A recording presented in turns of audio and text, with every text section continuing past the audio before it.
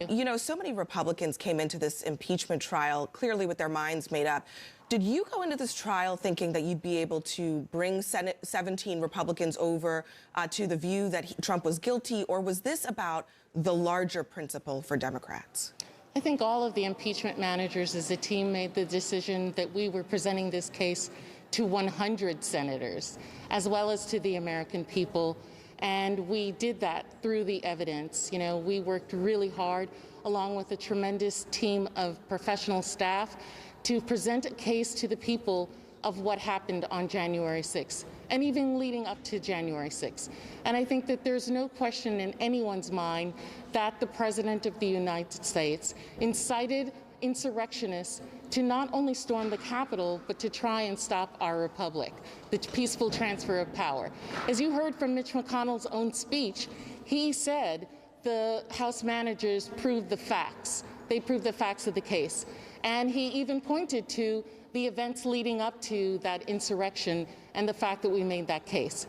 They have looked for an excuse as to why not to hold the president accountable, and for that, they're going to have to answer. Yeah, I mean, to that point, what went through your head when you heard McConnell essentially repeating your case to you after just having voted to acquit the former president, Donald Trump? Just disappointment in an individual who did not have the courage to think that his country was more important than his party and his leadership. That was what I felt was great disappointment. As a parent and as an American, I think, however, that the thing that has given me hope is having 7 Republican senators stand up for what's right, and knowing that the overwhelming majority of Americans believe in the events as we saw it and as we demonstrated by absolutely overwhelming evidence. All of those senators were witnesses to the crime themselves. And so I think that the evidence was there, and history will judge those who did not support the conviction harshly. You said that you made your case on the evidence. You did not need witnesses. It would not have made a difference in bumping that number up higher than 7 Republicans, which is completely understandable. As you said, even Mitch McConnell basically said that. However, there are some Democrats that I'm hearing from, you're probably as well, watching what happened and thinking that Senate Democrats, in their deal-making with Republicans, undercut you and other House managers by agreeing to go forward without witnesses. Did they? I think that, you know, I'm not going to get in what the negotiations among Senate members are, but listen, we rested our case before the defense did. And we were pleased that we had overwhelming evidence that demonstrated the facts and that article of impeachment, that Donald Trump did what we say he did. It was then up to the defense to put forward a case. They did not, in my opinion. I think everyone was underwhelmed by what they said. They tried to come up with different theories that never addressed the issues at hand. And so on the night before today, last night, we found out that our colleague, Jamie Herrera Butler, did in fact issue a statement which additionally corroborated what we had already proven. We came in this morning, made a motion for a witness. That witness was her, as you saw, and we wanted that statement on the record. We got that, along with the Republican defense counsel, the counsel for the president, saying that he possibly wanted 100 witnesses. He didn't get that. And so I think what you saw after that was senators had made their minds, made their decisions, and those senators who voted against found an excuse not to do the right thing. And I know that people are disappointed, that Americans, listen, nobody wants to lose. I wanted to win this case along with all of the impeachment managers. I think you could see that in the amount of passion as well as meticulous work that we put into this case. And so finding a reason as to why these senators wouldn't do that just baffles most people's mind. And I think it's that they have not put their country above themselves or above their party. We heard lead manager Jamie Raskin just a few moments ago say that he was the one who decided not to call Mike Pence and other potential witnesses. as a prosecutor and as someone who, as you've said, you were trying to build a record for history, never mind whether or not you had enough evidence, which you believe that you did. Would you have liked to have heard from people like that for the record books, for the history books, regardless of whether it changed votes? Let's remember that in the first impeachment trial, we were requesting a witness of Mr. McCann, right? That's still in litigation. That witness has still not come forward. And so are the American people going to wait for another year of us litigating to have the vice president come forward, who was not going to be a friendly witness? Kevin McCarthy was not going to be a friendly witness. They were going to drag this out in courts as long as possible.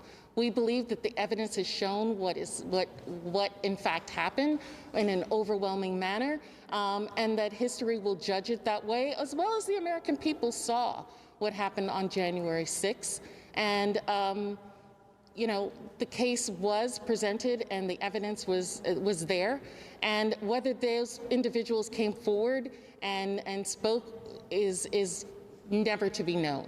You know, one of the things as a prosecutor, you don't of your own volition necessarily call a witness that you don't know what they're going to say. I don't know what Mike Pence is going to say. He has, although he told the president he was not going to follow his last instruction to obstruct the constitutional duty that he had to certify the election, he went along with him for almost 4 years prior to that in all of the despicable things that this president did. So would he have told the truth? Who knows? Yesterday afternoon, for those who have been watching these hearings, you took a moment to criticize the defense counsel's prevalent use of Black women and people of color, talking about fighting in these video montages that they played. I want to play a little bit of that moment for our viewers. I'll briefly say that defense counsels put a lot of videos out in their defense, playing clip after clip of Black women talking about fighting for a cause or an issue or a policy. It was not lost on me as so many of them were people of color and women, and Black women like myself, who are sick and tired of being sick and tired for our children, your children, our children. This summer, things happened that were violent, but there were also things that gave some of us Black women great comfort. Seeing Amish people from Pennsylvania standing up with us, members of Congress fighting up with us. And so I thought we were past that. I think maybe we're not. There's no question that what happened on January 6th has an undercurrent of white supremacy, anti-Semitism, and so much more. What message do you think this acquittal verdict sends to the white supremacists and domestic terrorists and to the people that they targeted, not just on January 6th, but in general?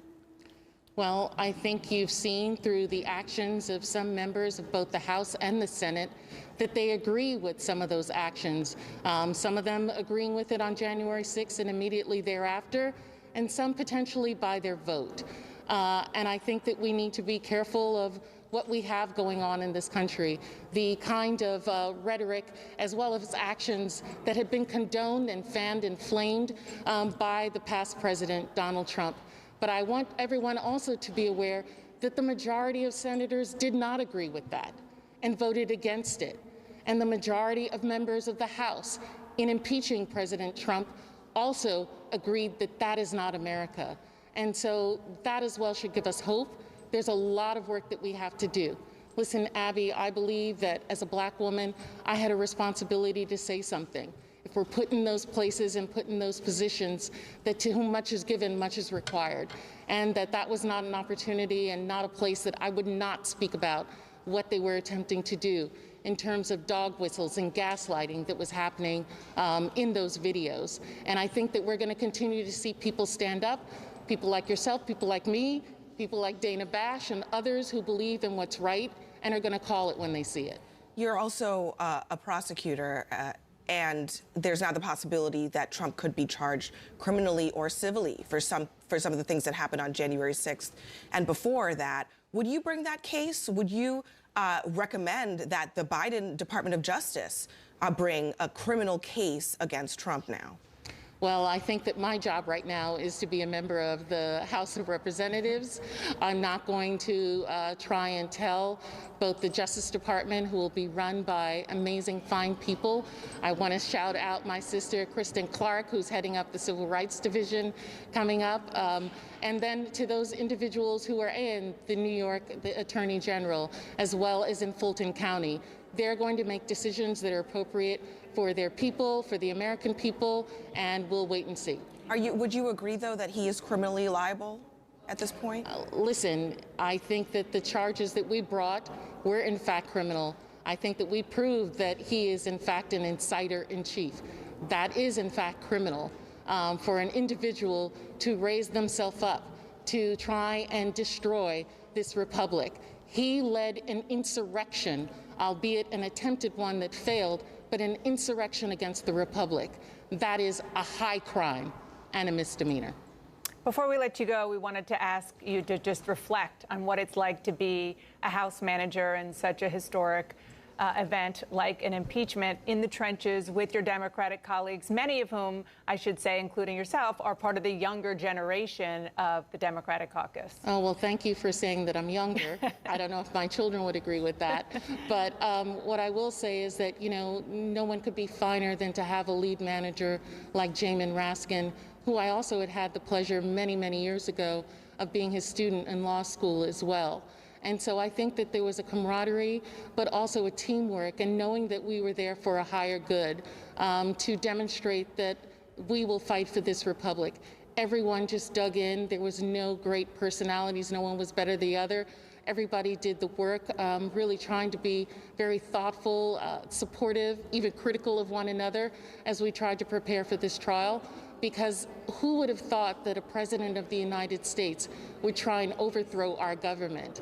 And so we saw that as something that was profoundly important. And I think we and the tremendous, tremendous staff that was with us worked that way.